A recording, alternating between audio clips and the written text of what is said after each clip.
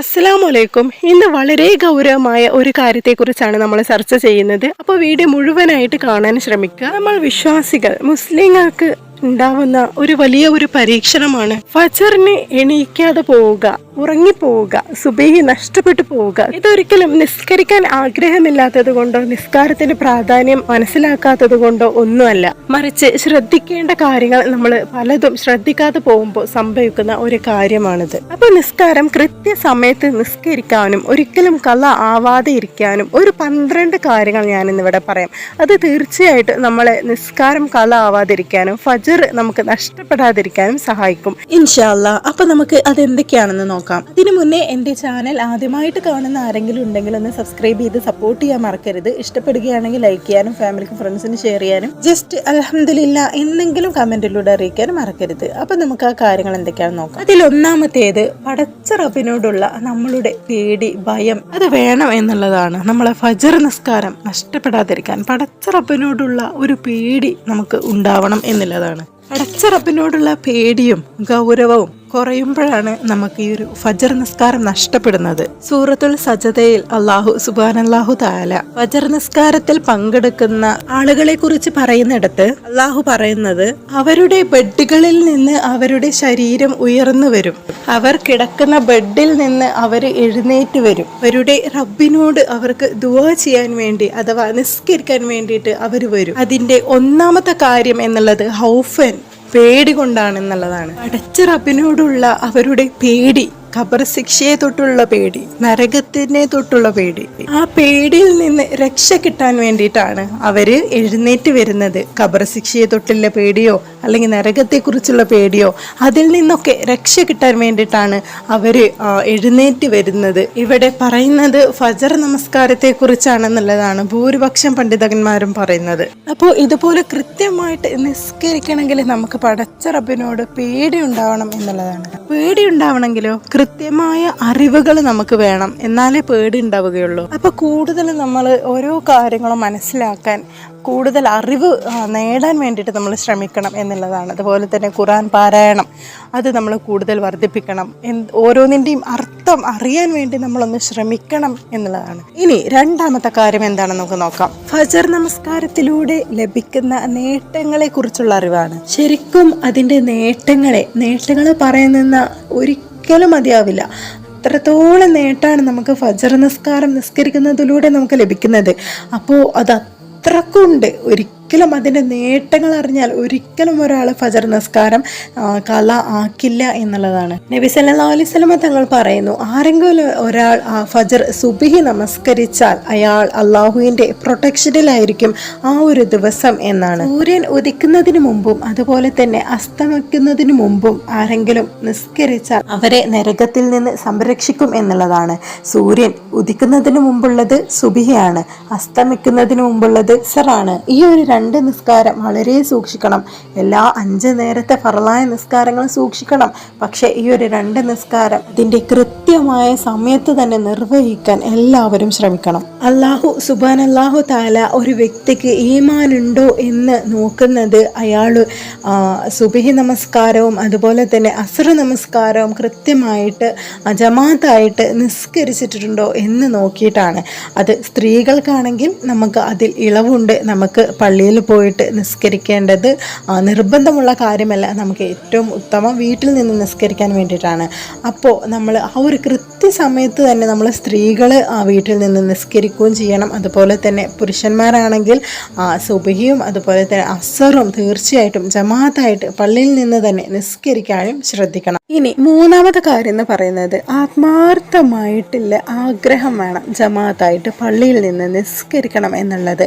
അല്ലാതെ എണീറ്റാൽ പോവാ അല്ലെങ്കിൽ കിടന്നുറങ്ങുക എന്നുള്ള ഒരു മനസ്സുണ്ടാവരുത്. ഒരിക്കലും എനിക്ക് ജമാഅത്തായിട്ടുള്ള നിസ്കാരം, പള്ളിയിൽ പോയിട്ട് നിസ്കാരം ഒരിക്കലും എനിക്ക് നഷ്ടപ്പെടരുത് എന്നുള്ള ഒരു ആത്മാർത്ഥമായൊരു ആഗ്രഹം ഉള്ളിലുണ്ടെങ്കിൽ തീർച്ചയായിട്ടും അവരെ പടച്ച റബ്ബ് അവരെ സഹായിക്കും എന്നുള്ളതാണ്. നമ്മൾ സ്ത്രീകളാണെങ്കിൽ കള ആവാതെ ആ ഒരു ഫജറും ഒക്കെ നിസ്കരിക്കാൻ ആത്മാർത്ഥമായിട്ട് ആഗ്രഹിക്കുന്നവർ തഹജ്ജുദ് നിസ്കരിക്കാനൊക്കെ ഒരുപാട് മനസ്സിൽ എന്തിനും നമുക്ക് ആദ്യം വേണ്ടത് ആഗ്രഹമാണ്, അതിയായ ആഗ്രഹമാണ്.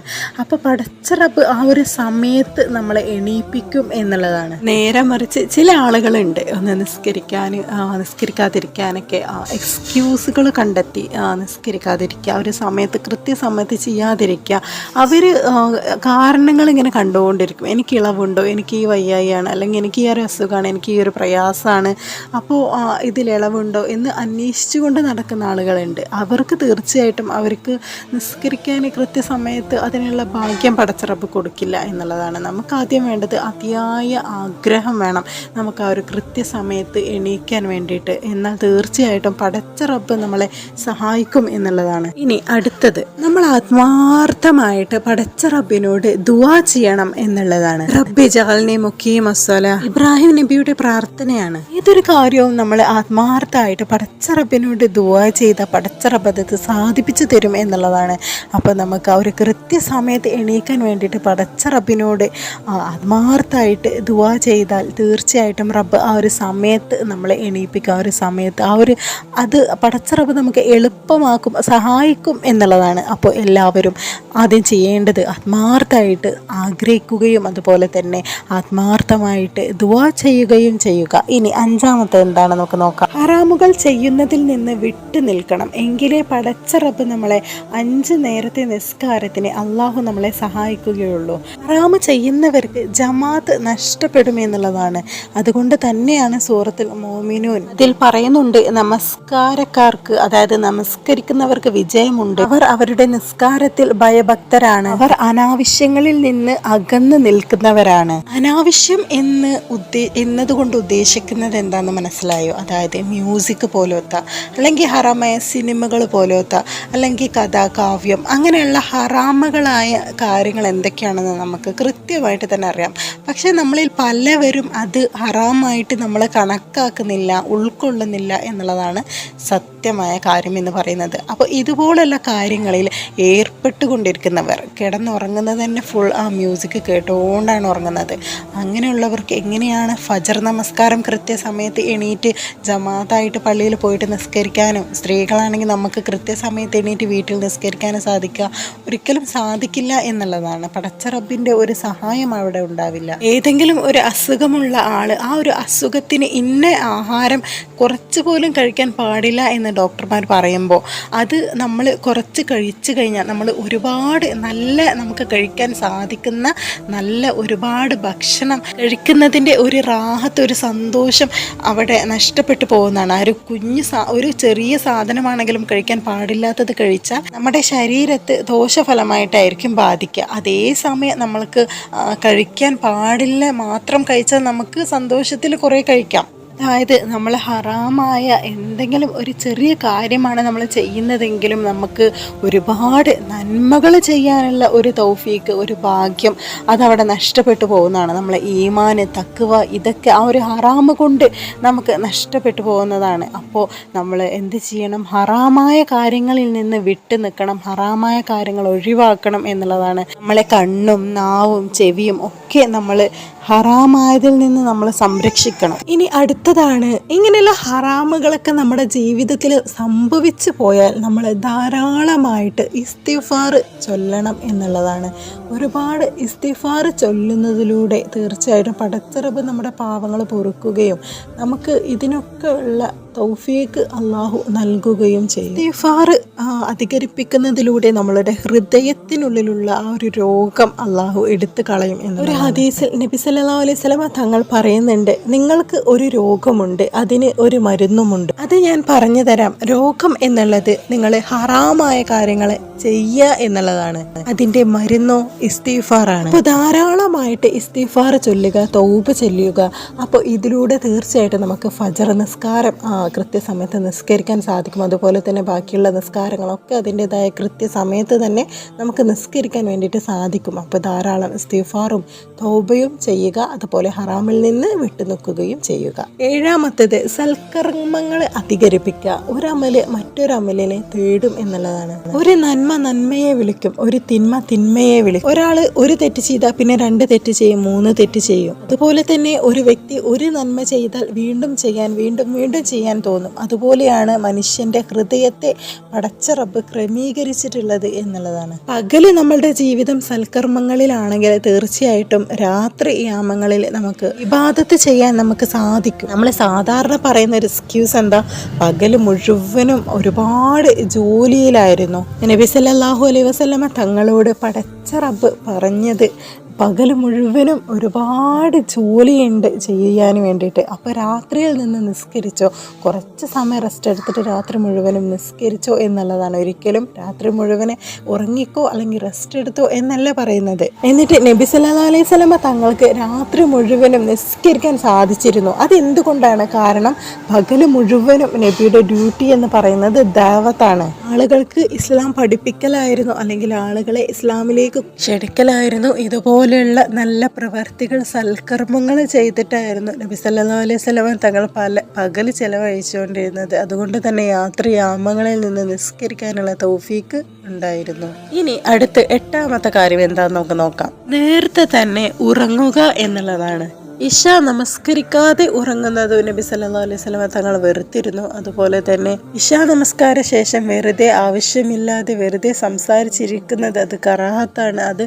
അതും നബിക്ക് ഇഷ്ടമുണ്ടായിരുന്നില്ല. പക്ഷേ നമ്മൾ എന്തെങ്കിലും പഠന ആവശ്യങ്ങൾക്ക് സംസാരിക്കാനോ, അല്ലെങ്കിൽ നമ്മൾ ഭർത്താവ് ജോലി കഴിഞ്ഞ് വരുന്ന ഭർത്താവിനോട് സംസാരിക്കാനോ, അങ്ങനെയുള്ള കാര്യത്തിന് മാത്രം പഠനാവശ്യങ്ങൾക്ക് സംസാരിക്കുക, അങ്ങനെയുള്ള കാര്യത്തിനല്ലാതെ അനാവശ്യമായിട്ടുള്ള സംസാരം ഈ ഒരു ഇശ നമസ്കാര ശേഷം പാടില്ല എന്നുള്ളതാണ്. കാരണം അത് വൈകി ഉറങ്ങാൻ സാധ്യത ഉണ്ട്. അതുകൊണ്ട് തന്നെ വൈകി ഉറങ്ങാൻ നമുക്ക് ഖിയാമുൽ ലൈൽ, അതുപോലെ തന്നെ തഹജ്ജുദ്, ഒരു പക്ഷേ സുബഹി പോലും നമുക്ക് ഖളാ ആവുന്ന ഒരു സാഹചര്യം ഉണ്ടാവും. അതുകൊണ്ടാണ് അത് നേരത്തെ ഉറങ്ങണം എന്ന് പറയുന്നത്. എപ്പോഴും നമ്മൾ നേരത്തെ ഉറങ്ങി നേരത്തെ എണീക്കുന്ന ഒരു ശീലമാണ് വേണ്ടത്. കാരണം എങ്ങനെയും വൈകി ഉറങ്ങിയാലും നമുക്ക് അതിൻ്റെതായ ക്ഷീണം നമ്മുടെ ശരീരത്തുണ്ടാവും. അപ്പോൾ നമുക്കൊരു ഉന്മേഷം ഉണ്ടാവില്ല. ആ ഒരു സുബഹിൻ്റെ നേരത്തെ ദിക്റുകൾ ചെല്ലാനും ഓരോ കാര്യങ്ങൾ നമുക്ക് നല്ല നല്ല രീതിയിൽ എല്ലാം നല്ല പ്രൊഡക്റ്റീവായിട്ട്, നല്ല ആക്റ്റീവായിട്ട്, പോസിറ്റീവായിട്ട് നമുക്ക് ചെയ്യാൻ വേണ്ടിയിട്ട് വളരെ പ്രയാസമായിരിക്കും നമ്മൾ നേരത്തെ ഉറങ്ങാതെ വൈകി ഉറങ്ങുകയാണെങ്കിൽ. ഇനി അടുത്ത കാര്യമാണ് വുളുവോട് കൂടി ഉറങ്ങുക എന്നുള്ളത്.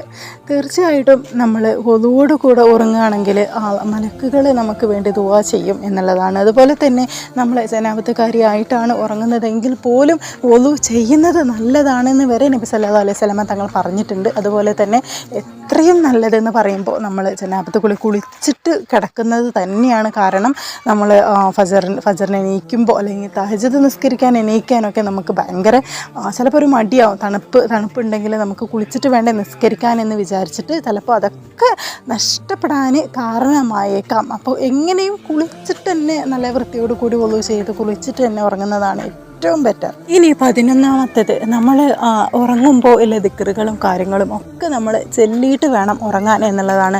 ആയത്തുൽ കുർസി, അതുപോലെ തന്നെ ഇഖ്ലാസ്, സൂറത്തുൽ ഇഖ്ലാസ്, അതുപോലെ തന്നെ ഫലക്ക്, നാസ്, ഇതൊക്കെ ഓതിയിട്ട് അത് സൂറത്തുൽ മുൽക്ക് ഓതുന്നതും ആമന റസൂലിൻ്റെ ലാസ്റ്റ് 2 ആയത്ത് ഓതുന്നതൊക്കെ വളരെ നല്ലതാണ്. ഇനിയിപ്പോൾ സൂറത്തുൽ മുൽക്കൊക്കെ കുറച്ച് കിടക്കുന്ന നേരം ചിലപ്പോൾ നമ്മൾ ധൃതിയിലൊക്കെ കിടക്കുമ്പോൾ ചിലപ്പോൾ കുറച്ച് പ്രയാസമായിരിക്കും.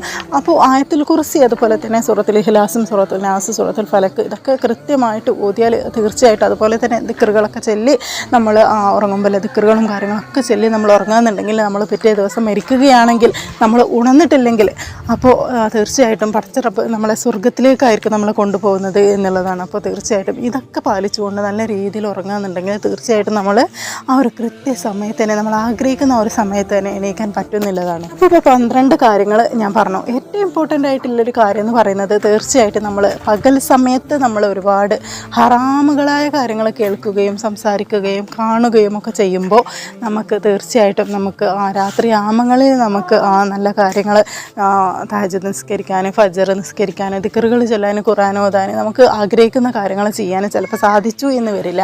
അപ്പോൾ നമ്മൾ പകൽ യാമങ്ങളിലും സൽക്കർമ്മങ്ങൾ ചെയ്യുകയും അതുപോലെ തന്നെ നമുക്ക് നമ്മളെ കൊണ്ട് സാധിക്കുന്ന കാര്യങ്ങളൊക്കെ നമ്മൾ ചെയ്യുകയും ഒക്കെ ചെയ്താൽ തീർച്ചയായിട്ടും നമുക്ക് ഫജ്ർ നഷ്ടപ്പെടില്ല എന്നുള്ളതാണ്. സുബഹി നിസ്കാരത്തിന് മുമ്പ് നമ്മൾ നിർബന്ധമായിട്ടും ഓതിയിരിക്കേണ്ട ഒരു ചെറിയ 4 സൂറത്തുകളെ കുറിച്ചാണ് പറയാൻ പോകുന്നത്. അത് ഏതൊക്കെ സൂറത്താണ്, അതൊക്കെ ഓതിയാലുള്ള ഗുണങ്ങൾ എന്താണ് എന്നൊക്കെ നമുക്ക് നോക്കാം. അതുപോലെ തന്നെ സുബഹി നിസ്കാരത്തിന് മുമ്പുള്ള സമയത്തിന്റെ കുറച്ച് പ്രത്യേകതകൾ, മഹാന്മാർ കിതാബിൽ രേഖപ്പെടുത്തിയ കുറച്ച് പ്രത്യേകതകൾ കൂടി നമുക്ക് പഠിക്കാം. പടച്ച റബ്ബിൻ്റെ തിരുനോട്ടം ലഭിക്കുന്ന ഒരു സമയമാണ് ഈ ഒരു സുബഹിക്ക് മുമ്പുള്ള ഈ ഒരു സമയം എന്ന് പറയുന്നത്.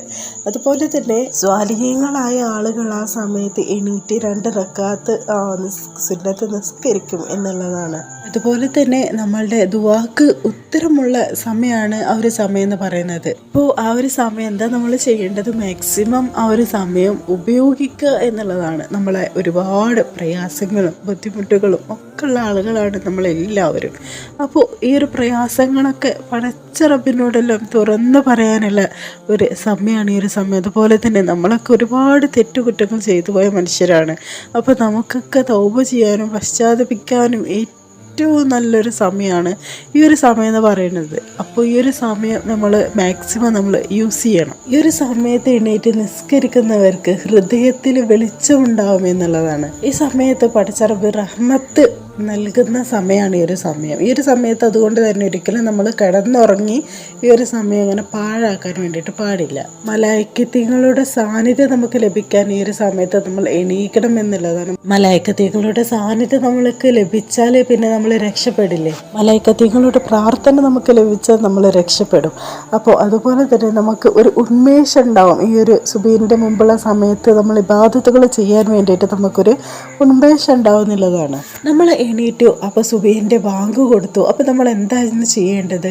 നമ്മൾ 2 റക്അത്ത് സുന്നത്ത് നിസ്കാരമായ റവാത്തീബ് നിസ്കാരം നിസ്കരിക്കണം. നമ്മുടെ മുഹമ്മദ് നബി സല്ലല്ലാഹു അലൈഹി വസല്ലം തങ്ങൾ ഒരിക്കലും ഒഴിവാക്കാത്തൊരു നിസ്കാരമാണ് സുബഹിക്ക് മുമ്പുള്ള ഒരു 2 റക്അത്ത് റവാത്തീബ് നിസ്കാരം എന്നുള്ളത്. അങ്ങനെ നിസ്കരിക്കുമ്പോൾ ആ 2 റക്അത്ത് നിസ്കരിക്കുമ്പോൾ 2 റക്അത്തുകളിലായിട്ട് 4 സൂറത്ത്, ഈ രണ്ട് സൂറത്ത് കുഞ്ഞു സൂറത്തുകളാണ്. ഈ 2 സൂറത്ത് നമ്മൾ നിസ്കരിക്കുമ്പോൾ പാരായണം ചെയ്യുക. ആദ്യ റക്അത്തിൽ ഫാത്തിഹയ്ക്ക് ശേഷം സൂറത്തുൽ ശറഹ് പാരായണം ചെയ്യുക. അലം നശ്റഹ് ലക സദറക് എന്ന ഈ ഒരു സൂറത്ത്.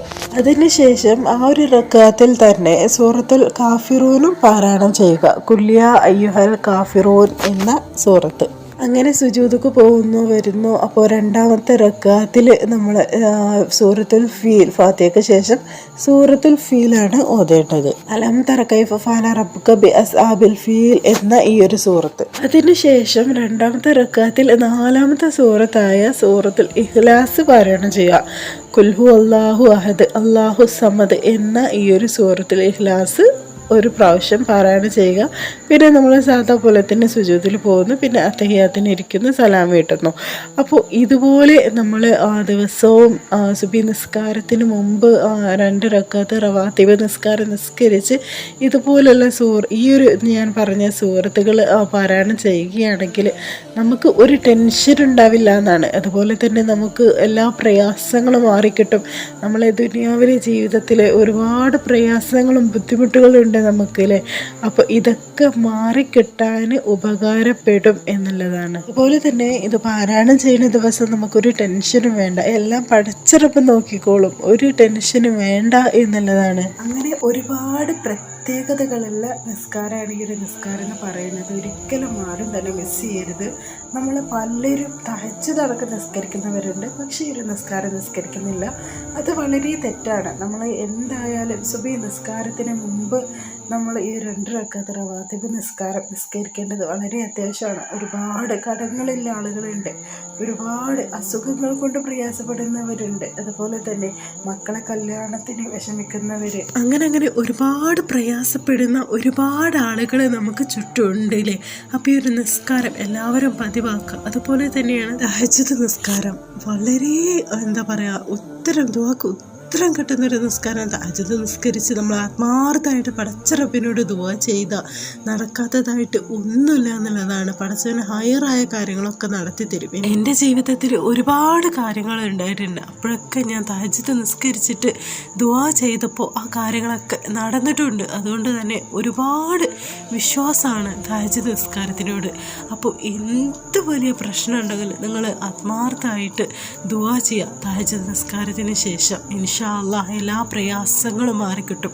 ഒരുപാട് ആളുകൾ ചോദിക്കുന്നൊരു ചോദ്യമാണ്, ആ ഒരു തഹജ്ജുദ് നിസ്കാരത്തിൻ്റെ ഒരു സമയത്ത് എണീക്കാനൊക്കെ ഒരുപാട് ആഗ്രഹമുണ്ട്, എണീറ്റ് നിസ്കരിക്കാനൊക്കെ, പക്ഷെ ഒരു സമയത്ത് എണീക്കാനായിട്ട് സാധിക്കുന്നില്ല എന്നുള്ളതാണ്. അപ്പോൾ മനസ്സിലാക്കുക, നമുക്ക് ചില തെറ്റുകൾ നമ്മുടെ ലൈഫിലുണ്ട് എന്നുണ്ടെങ്കിൽ നമുക്കൊരിക്കലും തഹജ്ജുദ് നിസ്കരിക്കാനുള്ള ഒരു ഭാഗ്യം പടച്ചിറപ്പ് നൽകില്ല എന്നുള്ളതാണ്. അപ്പോൾ ആ ഒരു തെറ്റുകൾ നമ്മളെ ജീവിതത്തിൽ നിന്ന് ഒഴിവാക്കുക. ആ ഒരു തെറ്റുകൾ എന്തൊക്കെയാണെന്ന് ഞാൻ പറഞ്ഞുതരാം. അപ്പോൾ ഈ ഒരു തെറ്റുകൾ നമ്മളെ ലൈഫിൽ നിന്ന് മാറ്റിയാൽ നമുക്ക് തഹജ്ജുദ് നിസ്കരിക്കാൻ സാധിക്കും. ഈ ഒരു കാര്യങ്ങൾ നമ്മളെ ലൈഫിൽ ഉണ്ടെങ്കിൽ നമ്മൾ തഹജ്ജുദ് നിസ്കരിക്കാൻ വേണ്ടി സാധിക്കില്ല. ഈ കുഞ്ഞു കുഞ്ഞു തെറ്റുകളാണെങ്കിൽ പോലും നമുക്ക് നമ്മളെ കണ്ണിൽ അത് ചെറിയ ചെറിയ കാര്യങ്ങളാണ്, പക്ഷേ ആ ഒരു ഇത്രയും വലിയൊരു ഭാഗ്യം, ഈ ഒരു തഹജ്ജുദ് നിസ്കരിക്കാനുള്ള ഒരു ഭാഗ്യം നമുക്ക് ലഭിക്കില്ല എന്നുള്ളതാണ് ഈ ഒരു കാര്യങ്ങളുണ്ടെങ്കിൽ. അപ്പോൾ ഈ ഒരു കാര്യങ്ങളൊക്കെ മാറ്റി നിർത്തുക, എന്നിട്ട് തഹജ്ജുദ് നിസ്കരിക്കാൻ വേണ്ടിയിട്ട് ശ്രമിക്കുക. ഇൻഷാ അല്ലാഹ് നമുക്കെല്ലാവർക്കും മരണം വരെ ഒരു ദിവസം പോലും മുടങ്ങാതെ തഹജ്ജുദ് നിസ്കരിക്കാനും അതുപോലെ തന്നെ എല്ലാ കാര്യങ്ങളും കൃത്യമായിട്ട് നമുക്ക് നമ്മളെ നിസ്കാരങ്ങളായാലും ദിക്റുകളായാലും ഖുർആൻ പാരായണമായാലും എല്ലാം നമുക്ക് കൃത്യമായി ചെയ്യാനുള്ള തൗഫീഖ് അല്ലാഹു നൽകട്ടെ. ആമീൻ. അപ്പോൾ നമുക്ക് ആ ഒരു കാര്യങ്ങൾ എന്തൊക്കെയാണെന്ന് നോക്കാം. ആ ഒരു കാര്യങ്ങൾ ഒഴിവാക്കിയിട്ട് ഇൻഷാ അല്ലാഹ് നമുക്ക് തഹജ്ജുദ് നിസ്കരിക്കാൻ വേണ്ടി സാധിക്കും. തഹജ്ജുദ് നിസ്കാരം എന്ന് പറയുന്ന നിസ്കാരം ഫർള് നിസ്കാരത്തിന് ശേഷം ഏറ്റവും ശ്രേഷ്ഠമായ ഏറ്റവും പുണ്യമുള്ള ഒരു അത്ഭുതമാണ് തഹജ്ജുദ് നിസ്കാരം എന്നുള്ളത്. ലോകത്തിലെ എല്ലാതും നമുക്ക് ലഭിക്കുന്നതിനേക്കാൾ ഉത്തമമാണ് തഹജ്ജുദ് എന്നാണ്. തഹജ്ജുദ് നിസ്കാരത്തിൻ്റെ പ്രത്യേകതകൾ ഒരുപാടുണ്ട്, നമ്മൾ പറഞ്ഞാലും തീരില്ല. അത്രക്കും പുണ്യങ്ങളുണ്ട് തഹജ്ജുദ് നിസ്കാരത്തിൽ. പക്ഷേ ഒരുപാട് ആളുകൾക്ക് നിസ്കരിക്കാൻ ആഗ്രഹിക്കുന്നുണ്ട് തഹജ്ജുദ് നിസ്കാരം, പക്ഷേ പറ്റുന്നില്ല. അതായത് ആ ഒരു സമയത്ത് എണീക്കണം എന്ന് വിചാരിച്ച് കിടക്കും, പക്ഷേ ആ ഒരു സമയത്ത് എണീക്കാൻ വേണ്ടിയിട്ട് പറ്റുന്നില്ല. അപ്പോൾ ഇതിൻ്റെ കാര്യം ഒരു 5 കാര്യം ഞാനിവിടെ പറയാം. അതിൽ ഏതെങ്കിലും ഒന്ന് നമ്മുടെ ജീവിതത്തിൽ ഉണ്ടെന്നുണ്ടെങ്കിൽ ഒരിക്കലും തഹജ്ജുദ് നമുക്ക് നിസ്കരിക്കാൻ വേണ്ടിയിട്ട് പറ്റില്ല. ഇനി ചിലവരെ നിസ്കരിക്കുന്നുണ്ടാവും, പക്ഷേ അതിൻ്റെ ഒരു അനുഭൂതി കിട്ടുന്നുണ്ടാവില്ല. അതെന്തുകൊണ്ടായിരിക്കും? അത് ഞാൻ ഈ വീഡിയോയിൽ പറയുന്നുണ്ട്. അപ്പോൾ വീഡിയോ ഫുള്ളായിട്ട് കാണാൻ ശ്രമിക്കുക. ഈ 5 കാര്യങ്ങൾ ഞാൻ പറഞ്ഞ അതിലേതെങ്കിലും നമ്മളെ ജീവിതത്തിൽ ഉണ്ടെന്നുണ്ടെങ്കിൽ അത് പെട്ടെന്ന് മാറ്റാൻ വേണ്ടിയിട്ട് ശ്രമിക്കുക. ആദ്യം പറയുന്നത് നമ്മളാരും ഗൗരവത്തിൽ അത്ര എടുക്കാത്തൊരു സംഭവമാണ്. അതായത് നമ്മൾ ഇടത് ഭാഗത്തേക്ക് ചെരിഞ്ഞ് കിടന്നാൽ നമുക്ക് ഒരിക്കലും തഹജ്ജുദിന് എണീക്കാൻ വേണ്ടിയിട്ട് പറ്റില്ല, ബുദ്ധിമുട്ടായിരിക്കും. അതേസമയം വലത് ഭാഗത്തേക്കാണ് നമ്മൾ ചെരിഞ്ഞ് കിടക്കുന്നതെങ്കിൽ നമുക്ക് വല്ലാണ്ട് ഉറക്കത്തിൽ പെടില്ല. അപ്പോൾ മാക്സിമം വലത് ഭാഗത്തേക്ക് തന്നെ ചെരിഞ്ഞ് കിടക്കാൻ വേണ്ടിയിട്ട് ശ്രദ്ധിക്കുക കേട്ടോ. പിന്നെ ഒരു കാര്യം എന്താ, നമ്മുടെ നബി സല്ലല്ലാഹു അലൈഹി വസല്ലം തങ്ങൾ എങ്ങനെയാണ് കിടന്നിരുന്നത് നമുക്ക് എല്ലാവർക്കും അറിയാമല്ലേ. വലത് ഭാഗത്തേക്ക് ചെരിഞ്ഞ് കിടന്ന് വലത് കൈ കവിളിൽ വെച്ച് അങ്ങനെയായിരുന്നു കിടന്നിരുന്നത്. ഈവൻ മോഡേൺ സയൻസ് വരെ ഇപ്പോൾ പറയുന്നുണ്ട് വലത് ഭാഗത്തേക്ക് ചെരിഞ്ഞ് കിടക്കുന്നതാണ് ഏറ്റവും ബെറ്റർ. ഇടത് ഭാഗത്തേക്ക് ചെരിഞ്ഞ് കിടന്നാൽ വളരെ വലിയ ബുദ്ധിമുട്ട് പ്രയാസങ്ങൾ പിന്നീട് വരും, രക്തയോട്ടത്തിന് വരെ ബുദ്ധിമുട്ടായിരിക്കും എന്നൊക്കെ. രണ്ടാമത്തെ കാര്യം എന്ന് പറയുന്നത് വുളു ചെയ്തിട്ട് കിടക്കാൻ വേണ്ടിയിട്ട് ശ്രദ്ധിക്കുക കേട്ടോ. വുളു ചെയ്യാതെ കിടക്കുകയാണെങ്കിൽ നമുക്ക് തഹജ്ജുദ് നിസ്കരിക്കാനുള്ള തൗഫീഖ് ഉണ്ടാവില്ല. അപ്പോൾ മാക്സിമം നമുക്ക് തഹജ്ജുദ് നിസ്കരിക്കാൻ കഴിയാത്ത ആളുകളാണെങ്കിൽ വുളു ചെയ്ത് കിടക്കാൻ വേണ്ടിയിട്ട് ശ്രദ്ധിക്കുക. അപ്പോൾ ചിലർക്കെങ്കിലും സംശയം ഉണ്ടാവും, എന്താ പറയുക, ഹസ്ബൻഡ് ആൻഡ് വൈഫ് കിടക്കുമ്പോൾ അവരെ തൊട്ടാൽ വുളു മുറിയില്ലേ, അപ്പോൾ പിന്നെ എന്തിനാണ് വുളു എടുക്കുന്നത് എന്നുള്ളത്. ഒരു കാര്യം മനസ്സിലാക്കുക, നമ്മൾ ഉറക്കത്തിൽ പ്രവേശിച്ചാൽ തന്നെ നമ്മൾ വുളു മുറിയുന്നതാണ്. നമ്മളോട് നമ്മുടെ മുത്തുനബി സല്ലല്ലാഹു അലൈഹി വസല്ലം തങ്ങൾ പറഞ്ഞ എന്താ, വുളു എടുത്തിട്ട് കിടക്കാൻ വേണ്ടിയിട്ട്. അപ്പോൾ നമുക്കത് ചെയ്താൽ മതി, വേറെയുള്ള കാര്യങ്ങളൊന്നും നമുക്ക് നോക്കേണ്ട ആവശ്യമില്ല. മൂന്നാമത്തെ കാര്യം എന്ന് പറയുന്നത്, പകൽ പാവങ്ങൾ ചെയ്ത് തൗബ ചെയ്യാതെയാണ് കിടന്നുറങ്ങുന്നത് എന്നുണ്ടെങ്കിൽ നമുക്ക് തഹജ്ജുദ് നിസ്കരിക്കാൻ വേണ്ടിയിട്ട് പറ്റില്ല. പകൽ നമ്മൾ ഒരുപാട് സമയം ഹറാമായത് കാണുകയും കേൾക്കുകയും ഒക്കെ ചെയ്യുമ്പോൾ നമുക്ക് രാത്രിയിൽ എഴുന്നേറ്റ് തഹജ്ജുദ് നിസ്കരിക്കാൻ വേണ്ടിയിട്ട് പറ്റില്ല. അപ്പോൾ പകൽ നമ്മൾ നല്ല രീതിയിൽ എന്താ പറയുക ദിക്റുകളും കാര്യങ്ങളും അധികരിപ്പിക്കുക, അതുപോലെ തന്നെ ഹറാമായത് കാണാതിരിക്കാനും ശ്രമിക്കുക. നാലാമത്തെ കാര്യം എന്ന് പറയുന്നത്, നമുക്ക് നന്നായിട്ട് ആഗ്രഹം വേണം. എനിക്ക് തഹജ്ജുദ് നിസ്കരിക്കണം എന്നുള്ള ആഗ്രഹം, അതിനുവേണ്ടി ഒരുപാട് ആഗ്രഹിക്കണം. അപ്പോഴാണ് ഇൻഷാ അല്ലാഹ് അള്ളാഹു നിസ്കരിക്കാൻ വേണ്ടിയിട്ടുള്ള തൗഫീഖ് നൽകുക. പിന്നെ അവസാനത്തെ 5ാമത്തെ ലാസ്റ്റ് ആൻഡ് ഫൈനലായിട്ട് വേണ്ടത്, തഹജ്ജുദ് നിസ്കാരത്തിൻ്റെ മഹത്വം മനസ്സിലാക്കുക എന്നുള്ളതാണ്. ആ ഒരു തഹജ്ജുദ് നിസ്കാരം എന്ന് പറയുമ്പോൾ വളരെ ശ്രേഷ്ഠമാണെന്ന് എല്ലാവർക്കും അറിയാം. ആ ഒരു നേരത്ത് നമ്മൾ കരഞ്ഞ് അള്ളാഹുവിലേക്ക് എന്താ പറയുക ദുആ ചെയ്ത പടച്ചവനെ തീർച്ചയായും നമ്മുടെ കാര്യങ്ങൾ അള്ളാഹ് കേൾക്കും. അള്ളാഹുവിനോട് തുറന്ന് സംസാരിക്കാനുള്ള അവിടെ ആരുടെ ഒരു മറയില്ല, നമ്മൾ റബ്ബ് മാത്രമേ ഉള്ളൂ. ഒരിക്കലും നമ്മൾ നടക്കില്ല എന്ന് പറയുന്ന പല കാര്യങ്ങളും ലൈഫിൽ ഉണ്ടാവില്ലേ, അതൊക്കെ ആ ഒരു നേരത്തെ ഒരു നിസ്കാരം കൊണ്ട് പടച്ചവനെ നടത്തി തരും. അത് നമുക്ക് ഹൈറാണെങ്കിൽ അതുകൊണ്ട് പിന്നീട് നമ്മൾ സന്തോഷിക്കുന്ന പഠിച്ച റബ്ബിനെ അറിയാമല്ലോ. അത് ഹൈറാണെങ്കിൽ എന്തായാലും അല്ല നടത്തി തരും. നമ്മളെ മക്കളൊപ്പം ഭാര്യയുടെ ഒപ്പം അല്ലെങ്കിൽ ഭർത്താവിൻ്റെ ഒപ്പം നമ്മൾ കിടന്നുറങ്ങുമ്പോൾ നമ്മൾ ആ ഒരു നേരം നമുക്ക് വേണ്ടി അത് വേറെ ആരും അറിയേണ്ട ആവശ്യമില്ല. അത് നമ്മളെ റബ്ബ് മാത്രമായിട്ടുള്ള ഒരു സ്വകാര്യമാണ്. നമുക്കും നമ്മുടെ പടച്ചവനുമായിട്ട് എന്തെങ്കിലും വേറെ ആരും അറിയാതെ ഒരു രഹസ്യമായൊരു ഇബാദത്ത് വേണം. ഇൻഷാ അല്ലാഹ് നമുക്കെല്ലാവർക്കും മരണം വരെ തഹജ്ജുദ് നമസ്കരിക്കാൻ നിലനിർത്താൻ അള്ളാഹു തൗഫീക്ക് നൽകട്ടെ. ആമീൻ. അപ്പോൾ ഇതുവരെ ചാനൽ സബ്സ്ക്രൈബ് ചെയ്യാതെ ആരെങ്കിലും വീഡിയോ കാണുന്നുണ്ടെങ്കിൽ ഒന്ന് സബ്സ്ക്രൈബ് ചെയ്ത് സപ്പോർട്ട് ചെയ്യുക. എന്തെങ്കിലും അഭിപ്രായം ഉണ്ടെങ്കിൽ കമൻറ്റ് ചെയ്യാനും ഇഷ്ടപ്പെട്ട ലൈക്ക് ചെയ്യാനും മറക്കരുത്. അടുത്ത വീഡിയോ ആയിട്ട് നമുക്ക് വീണ്ടും കാണാം. ഓക്കെ, അസ്സലാമു അലൈക്കും.